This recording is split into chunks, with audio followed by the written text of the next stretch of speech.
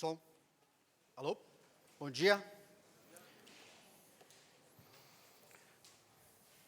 Temos um púlpito. Relógio digital. Agora não tem mais desculpa, né, para perder o... Você não está na igreja do R.R. Soares, tá certo? Uma coisa nada a ver com a outra. Mas vamos cantar. Estou seguindo... Brincadeira. Se você acompanhou, é que você está buscando a bênção lá naquela igreja. Não vai lá. É aqui. Tá bom?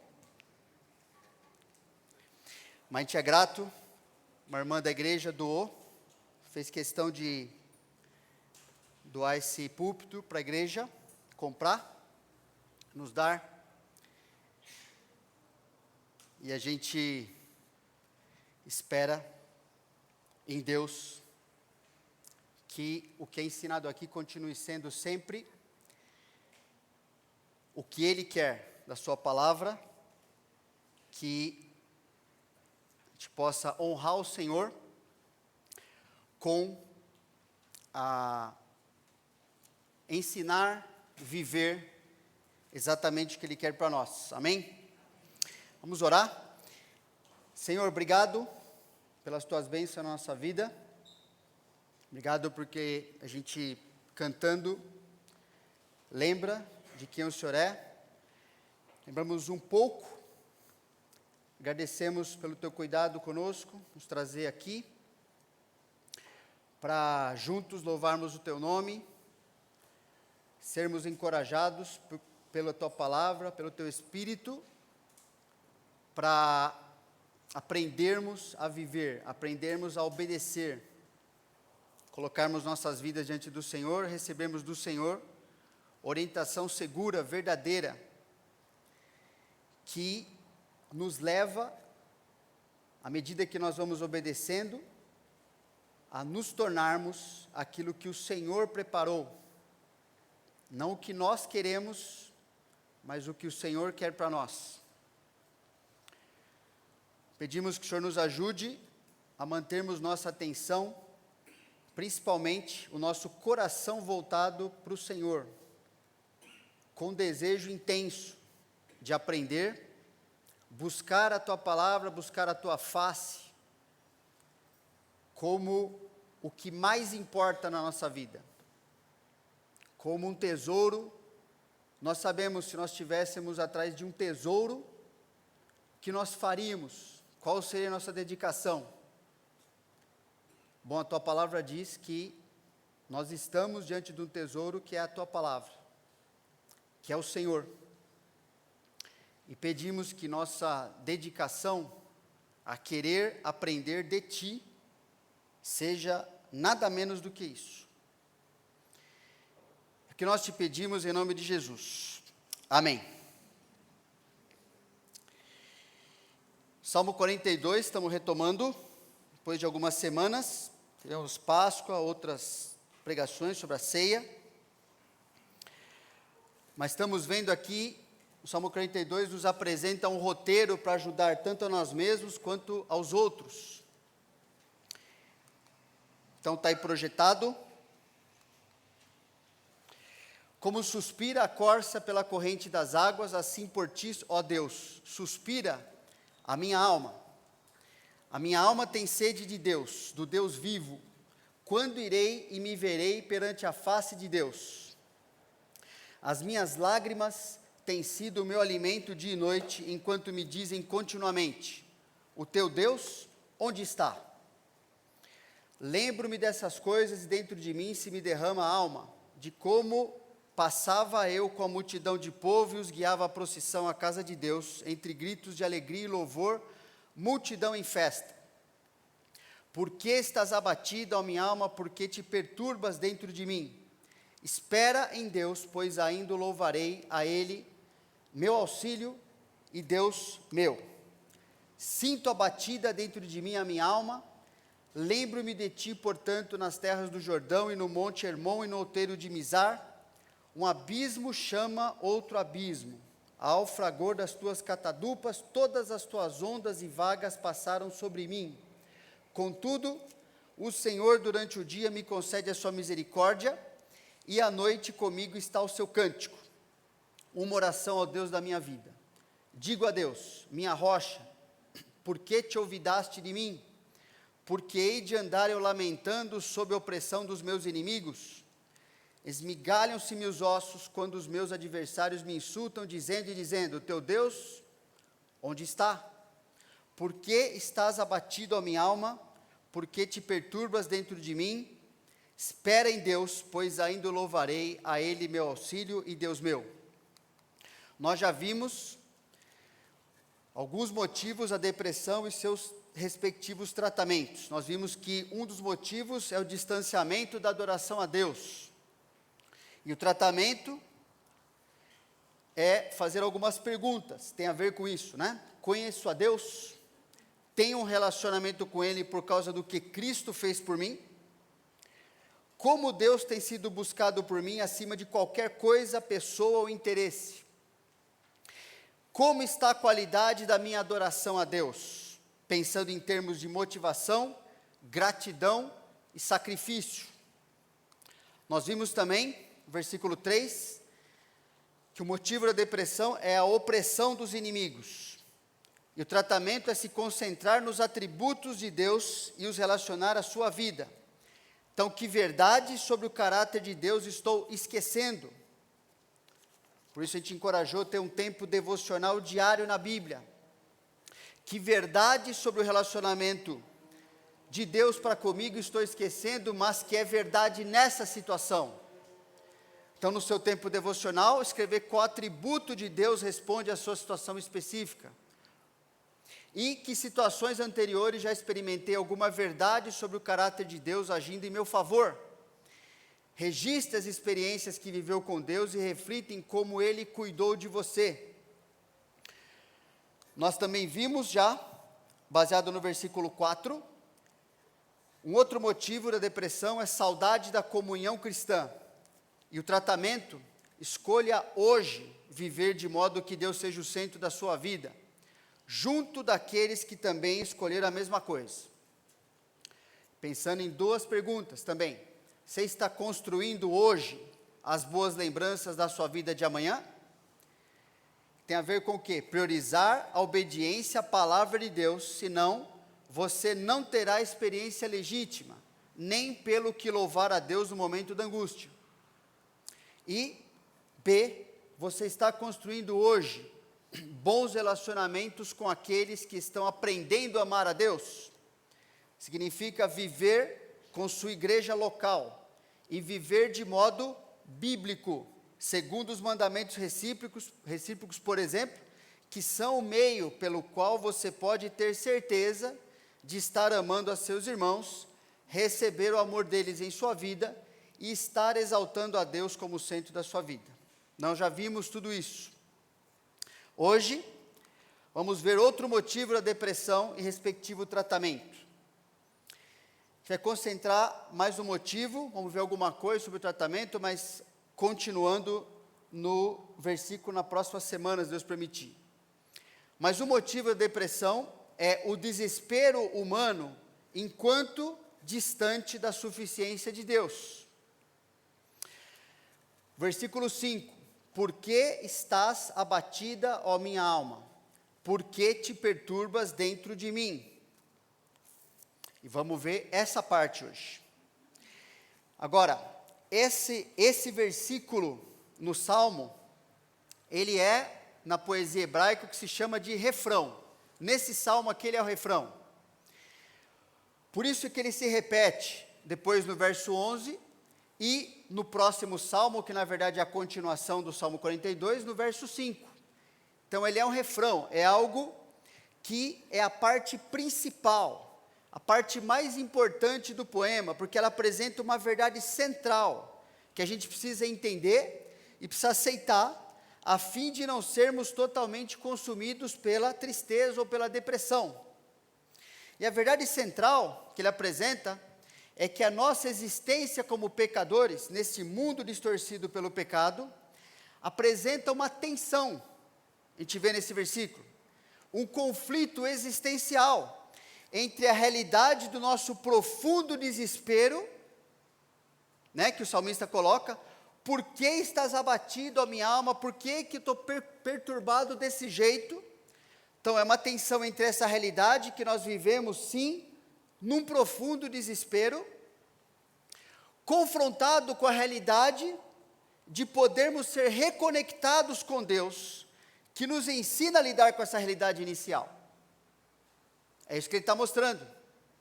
A gente tem um abatimento, a gente tem uma perturbação profunda, mas também temos a possibilidade de termos relacionamento com Deus.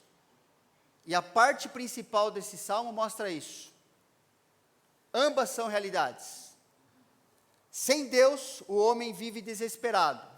Com Deus, ele pode lidar com o seu desespero e seguir em frente. Graças a Deus, a Bíblia nos ensina que mesmo no estado de desespero, como a gente vai começar a ver, e sentimento debilitante, uma pessoa ainda é capaz de fazer 4 coisas essenciais e precisa de fato fazer isso para não ser dominada pela tristeza e depressão. Ok? São essas 4 coisas aí que ele vai nos ensinar nesse versículo 5. A pessoa é capaz e precisa questionar a si mesma. A pessoa é capaz e precisa buscar a Deus para ter esperança. A pessoa é capaz e precisa querer viver para Deus. E a pessoa é capaz e precisa conhecer a Deus e o que Ele prometeu na sua palavra.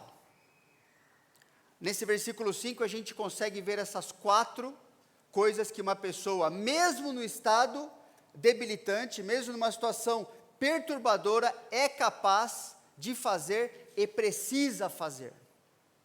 Hoje a gente vai se concentrar na primeira, ok? A pessoa é capaz e precisa questionar a si mesmo.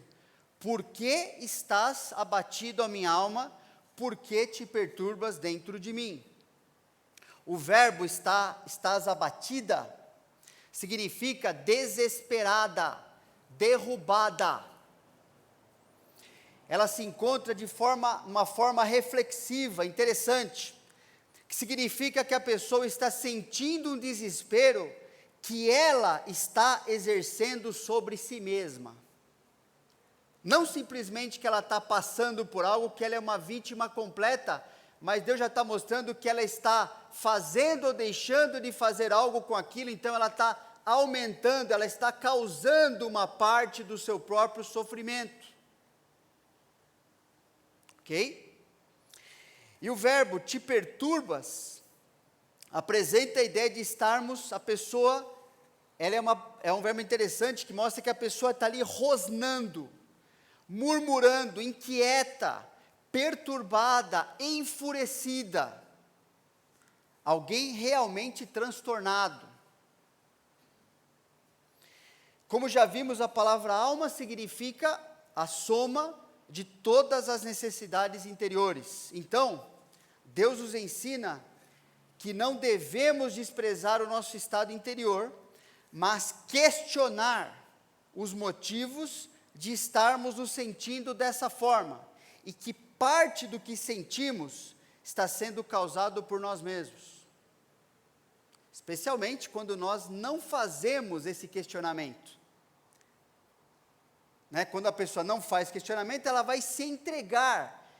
Ela acredita que ela tem um estado que é o fim. Ela acredita que ela chegou porque ela está sofrendo, porque ela está sentindo muito esse sofrimento. Ela não tem nada mais o que fazer com aquilo. Ela não faz nem perguntas que ela devia fazer. E isso está aumentando o próprio sofrimento que ela já tem.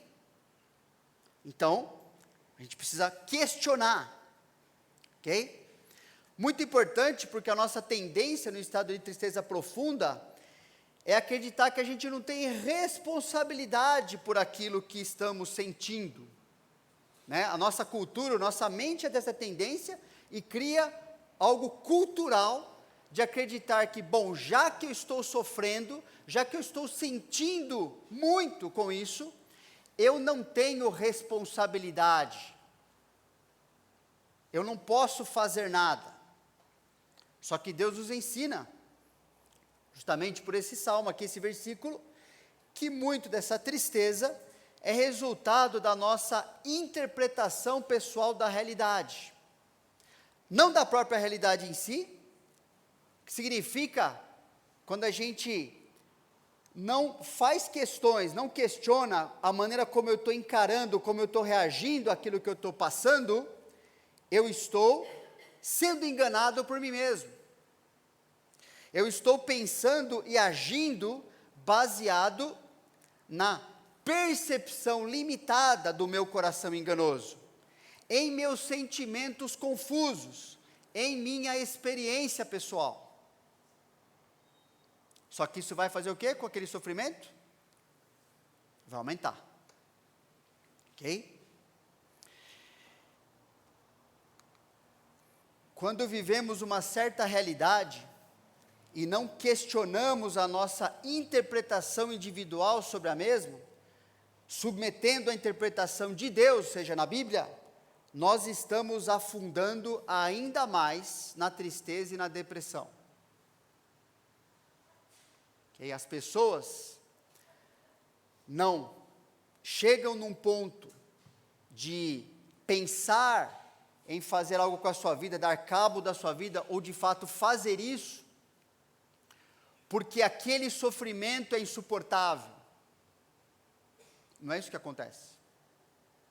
É porque a pessoa não está questionando a forma como ela está vivendo dentro daquilo.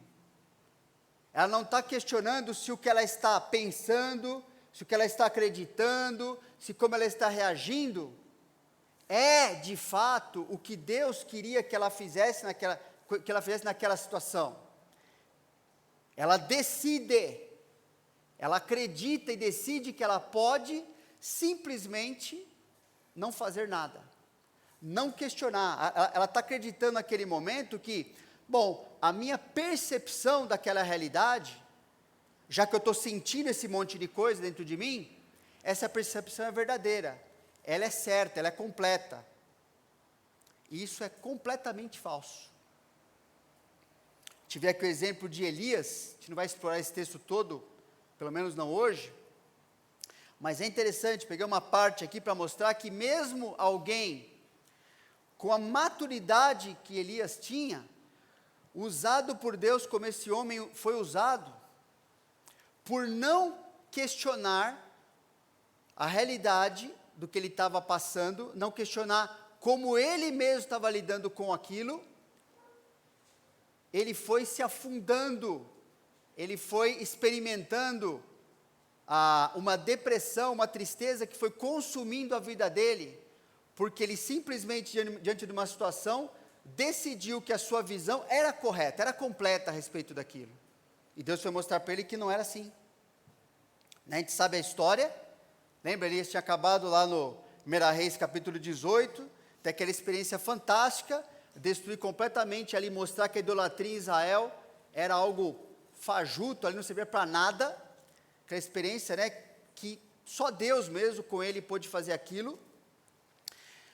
E em seguida, depois de ter mostrado para o rei Acabe, para sua esposa Jezabel, que assim, o que vocês estão seguindo aí, não vale absolutamente nada, imediatamente ameaçado por Jezabel, falou, eu vou matar você, o que você fez com meus profetas de Baal, eu vou fazer com você, profeta. E o que ele fez? Ele fugiu, ele teve medo da sua vida, medo de morrer, ou seja, ele pegou aquela situação, parece que no momento, né, apagou tudo o que ele sabia sobre Deus, sobre o que Deus tinha feito com a vida dele, sobre o que Deus prometeu fazer com a vida de Israel, enfim, como é que Deus estava usando a sua vida, enfim, parece que a única realidade que ele enxergava é, eu tenho que fugir porque eu vou morrer, e foi isso que ele fez. Quando Deus, pela segunda vez, Deus fez essa pergunta, né, onde você está, Elias? Deus cuidou dele ali, né, naquela situação, não vai ver tudo hoje, mas quando Deus questionou ele pela segunda vez, por ter dado dado uma parte do tratamento para ele, respondeu, o que você está fazendo aí, Elias? está nessa caverna aí, escondido? Ele respondeu: tenho sido em extremo zeloso pelo Senhor, Deus dos exércitos, porque os filhos de Israel deixaram a tua aliança, derribaram os teus altares e mataram os teus profetas à espada, e eu fiquei só, e procuram tirar-me a vida. Só um parêntese aqui, lembra que, apesar dele falar do seu extremo zelo pelo Senhor, que é verdade, se você for ler alguns versículos antes, ele mesmo falou que não é nada disso, né? Não, eu nem sou melhor do que os meus pais. Ele estava completamente confuso, do jeito que o Salmo 42 fala. Tinha um turbilhão, ele não sabia nem pensar direito. Ele seria, baseado nisso aqui, hoje, seria interpretado como alguém bipolar, ok? A Bíblia já fala disso há muito tempo. O problema é que esse diagnóstico dado é furado no pressuposto que ele tem, do que a gente ouve hoje, né? E também o tratamento mais furado ainda. Mas ele seria encaixado nessa categoria, né? Porque alguém que ficava ali, não, confuso nos seus pensamentos. Puxa, mas eu acho que eu sou uma coisa, daqui a pouco eu acho que eu sou outra. Então ele interpreta aquela realidade dessa forma, né? No meio dessa confusão, eu fiquei sozinho, eu fui usado pelo Senhor, eu sigo o Senhor, mas agora eu estou sozinho. Disse-lhe o Senhor, no versículo 15, vai, volta ao teu caminho para o deserto de Damasco, e em chegando lá, unge a Azael, rei sobre a Síria, a Jeú, filho de Nício, ungirás rei sobre Israel, também Eliseu, filho de Safate, de Abel-Meolá, ungirás profeta em teu lugar. Quem escapar à espada de Azael, Jeú matará, quem escapar à espada de Jeú, Eliseu matará. Também conservei em Israel 7.000, todos os joelhos que não se dobraram a Baal, e toda a boca que não o beijou. Elias, ele interpretou a realidade como se a sua percepção pessoal e limitada fosse igual à visão que Deus tinha da realidade. Errado. Ele olhou para aquilo, olhou para aquele sofrimento, olhou para aquela ameaça, falou, bom, o que eu estou enxergando é a realidade. Deus está enxergando da mesma forma. Por isso que ele não buscou a Deus. Por isso que ele fugiu. Ok? Se eu estou vendo dessa forma, esta forma é verdadeira, é real. Elias interpretou a realidade como se a sua visão pessoal fosse a resposta final da realidade. Por isso que ele fugiu. E ao fugir, por isso que ele ficou pior ainda. Ok? Se eu recebi uma ameaça, claro que isso vai acontecer. Isso que falaram sobre mim é a resposta final. Então, qual a alternativa que eu tenho? Tentar sair dessa realidade que eu estou achando que é a resposta final. Por isso que ele fez o que ele fez. Porque ele estava sentindo o que ele estava sentindo. Né? Ele sentiu medo e fugiu. Ele olhou para aquilo e falou assim, já que eu senti algo muito ruim, que eu senti essa tristeza, esse medo, a única alternativa que eu tenho é essa. Elias interpretou a realidade como se Deus não tivesse interesse, envolvimento e total controle sobre a sua realidade e a de todo mundo que estava ao redor ali, inclusive da vida de Jezabel, do seu marido, de quem era idólatra e quem não era. Inclusive o controle de Deus fazendo com que todas as coisas cooperassem para a transformação que o seu profeta Elias ainda precisava, porque ele era profeta, mas não era perfeito, certo? Como nós também não somos.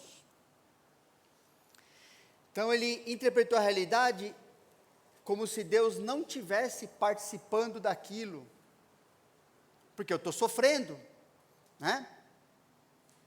Olha essa visão, Deus me abençoa, me conduz enquanto está tudo bem.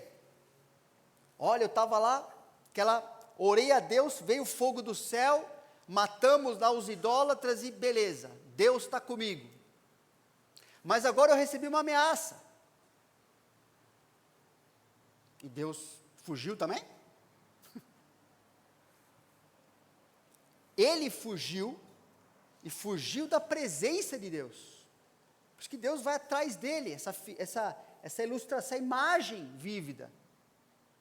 Elias, o que você está fazendo aí? Você está escondido numa caverna, se metendo nesse buraco. Ah, porque eu estou sentindo isso e aquilo, Deus.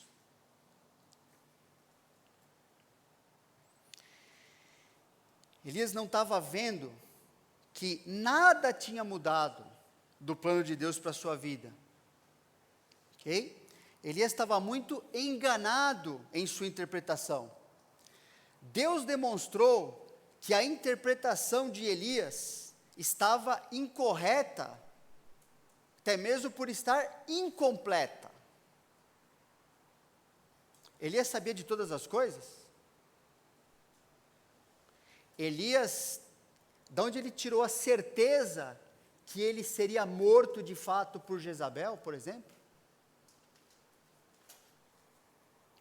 De onde ele tirou o pensamento que ao fugir daquela situação, e ao se enfiar numa caverna, e parar de comer, parar de beber, não cuidar de nada da sua vida, abandonar suas responsabilidades, de onde ele tirou que isso era uma saída eficaz para ele, que isso ia resolver a sua vida. De onde ele tirou tudo isso? Seu coração, né? Da sua interpretação pessoal. Ele acreditou que a sua interpretação era a resposta final, era o que é a verdade. Agora, Deus já havia determinado cada acontecimento, ou não? Deus já havia determinado, inclusive, o que Elias ia ser ameaçado, por exemplo. Deus já havia determinado, inclusive, com a participação de Elias, que já havia desistido de seguir o Senhor naquela situação,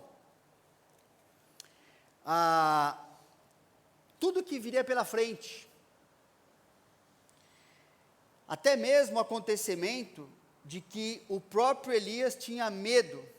Deus já havia determinado que, olha, Elias, eu não sei, você não sabe, Elias, você não sabe disso, mas eu mesmo, Deus, já determinei que nem pela morte você vai passar. Uma das pouquíssimas pessoas na palavra de Deus que não passou pela morte. Agora, todo cristão, né, que estiver vivo no dia do arrebatamento também não vai passar. Mas Elias teve esse privilégio no Antigo Testamento. Enoque teve esse privilégio. Interessante. Aquele medo, percebe? Se tornou muito mais real para ele do que o que ele conhecia sobre Deus, sobre como Deus pensa, as experiências diárias que ele tinha com Deus. Se lê 1 Reis, parece que ele vive o tempo todo Deus está fazendo algo extraordinário na vida dele. E uma ameaça, interpretada pelo seu próprio coração, apagou da sua mente, tudo isso foi suficiente. Olha o poder que nossa interpretação pessoal pode acarretar na nossa própria vida. E na vida, quantas pessoas estão vivendo exatamente assim? Interpretando o que elas estão passando, sofrendo, às vezes sofrimento de verdade mesmo, mas porque elas usam o seu próprio critério, o seu próprio coração, a sua visão, a sua cosmovisão das coisas, elas estão se afundando, né? Buscando solução que não vai dar jeito de nada disso aí. Deus quer que a gente faça perguntas a nós mesmos, para encontrarmos as respostas que precisamos. Não é simplesmente um pensamento chega na sua cabeça, um sentimento chega, e você aceita, dá uma caminha para ele deitar lá, confortável, que coisa, agora eu estou assim, agora eu sou assim. Por que as pessoas são rotuladas? Você é isso, você é aquilo, portanto o tratamento é esse. Porque elas não questionam nem as mentiras que as pessoas dizem para elas. Elas aceitam. Porque no sofrimento a gente está vulnerável. E estando vulnerável, parece que eu não consigo nem fazer pergunta, mas a Bíblia fala no Salmo 42 que é mentira. Por mais debilitado, por mais sentimento que uma pessoa possa ter numa situação, ela é capaz e precisa questionar a si mesma. Ela tem que fazer isso. Só que ela precisa questionar a si mesma e a situação, não segundo o que ela acha que é certo, mas segundo a perspectiva de Deus, ou seja, a Bíblia. Porque somente a Bíblia apresenta a verdade sobre quem eu sou de verdade. O que eu sou de verdade se eu sou um cristão? Sou um pecador salvo. Sou um pecador, vou ter essas lutas, não vou saber como agir, vou estar lá perdido algumas vezes, mas eu sou salvo. Isso é uma verdade sobre quem eu sou. Tenho recursos, tenho o que fazer nisso. E questionar, a Bíblia apresenta a verdade também sobre quem eu devo me tornar de verdade. Então eu sou um salvo, sendo transformado para ser um dia glorificado. Quando se esquece esses dois pressupostos, pessoal, o que um ser humano é de verdade e no que ele precisa se tornar de verdade, é isso que é mais, isso é a base, isso é o pressuposto mais fundamental sobre qual tudo se constrói na perspectiva secular de psicologia. É isso que é derrubado lá para que você construa todas as coisas erradas que vem pela frente. Isso é a coisa mais importante. Quando você retira o que a Bíblia fala que um ser humano de fato é, e o que ele deve se tornar, você pode inventar qualquer bobagem para a pessoa acreditar. E ela não vai nem questionar mais isso. Porque ela vai sentir que a sua perspectiva é a correta. Lembre que Deus não planejou que enfrentássemos esse sofrimento, essa tristeza sozinhos. Também não é o plano de Deus. Ele planejou e nos deu recursos, e aqui eu quero destacar justamente a importância de discipulado, aconselhamento bíblico.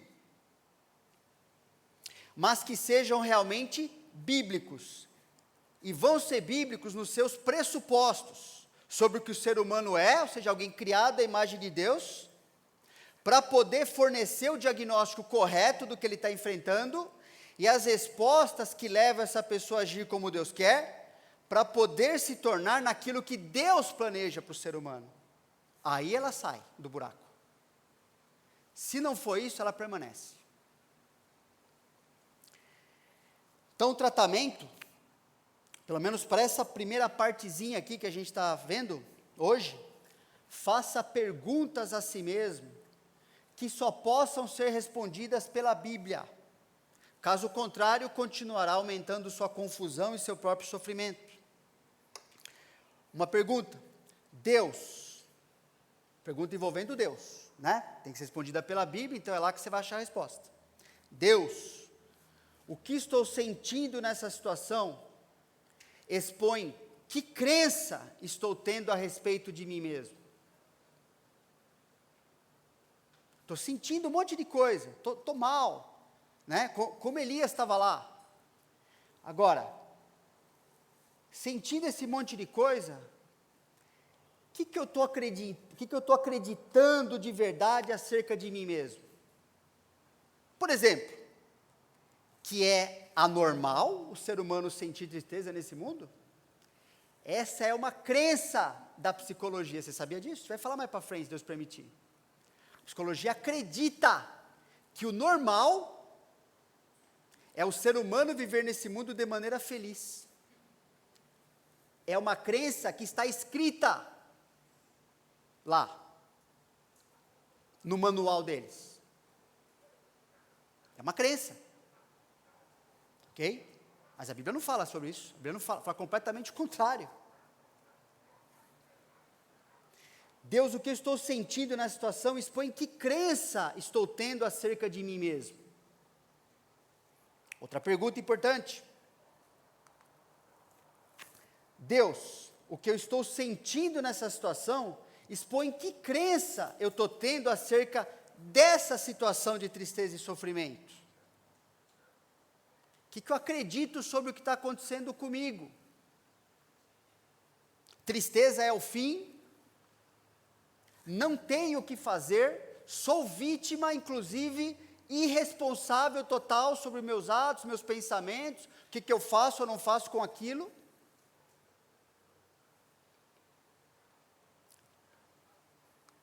Deus, o que estou sentindo nessa situação expõe que crença estou tendo acerca do papel e do poder dos outros sobre mim.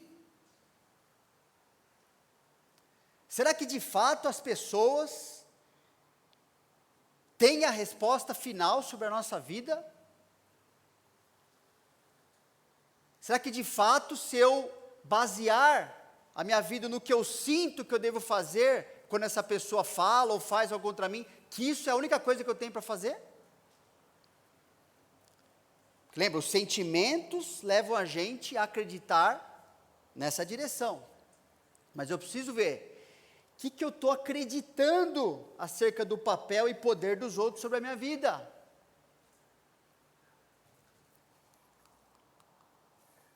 Deus, o que eu estou sentindo nessa situação expõe que crença estou tendo acerca do Senhor.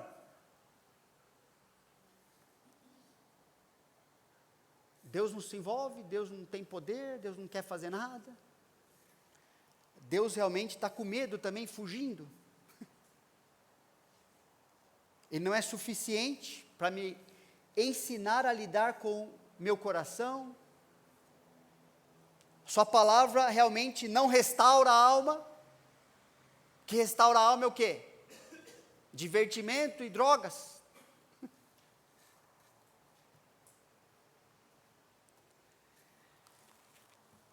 Finalmente,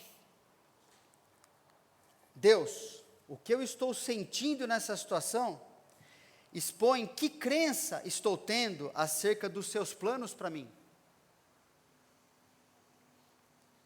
Essas perguntas nos ajudam, elas nos levam a responder o que eu sou, quem eu sou, o que Deus está fazendo na minha vida, para onde Ele está me conduzindo nessa situação. Eu não tenho controle da situação, mas a hora que a gente começa a questionar o que eu estou de fato acreditando, eu estou começando a fazer um ótimo papel nessa situação de profundo sofrimento, real, verdadeiro, que deixa a gente esmagado às vezes. Então Deus quer que a gente pense nisso, a partir da sua palavra, nesse questionamento, né? Por que estás abatida, ó minha alma? O que está acontecendo de verdade comigo? Por que te perturbas dentro de mim? Amém? Senhor, obrigado, porque o Senhor é a única pessoa que conhece verdadeiramente o nosso ser. O Senhor nos fez a tua imagem e semelhança.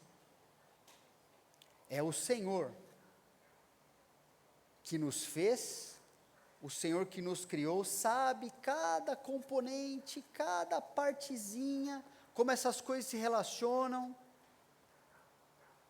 O Senhor tem clareza absoluta de tudo que nós queremos ou não queremos falar para o Senhor na hora do sofrimento, que nós queremos ou não queremos reconhecer. O Senhor já sabe de tudo isso, o tempo todo.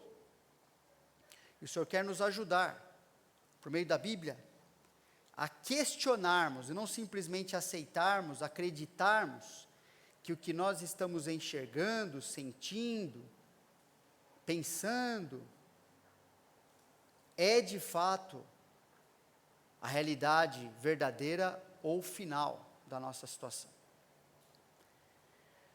Nos ajuda a, com coragem e confiança no Senhor, fazermos esses questionamentos, porque nos levarão a achar as respostas do Senhor para a nossa situação, para a nossa vida.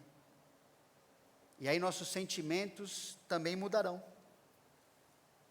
Nós iremos experimentar o que o Senhor quer para nós, porque nós estaremos caminhando na vida que o Senhor preparou para nós.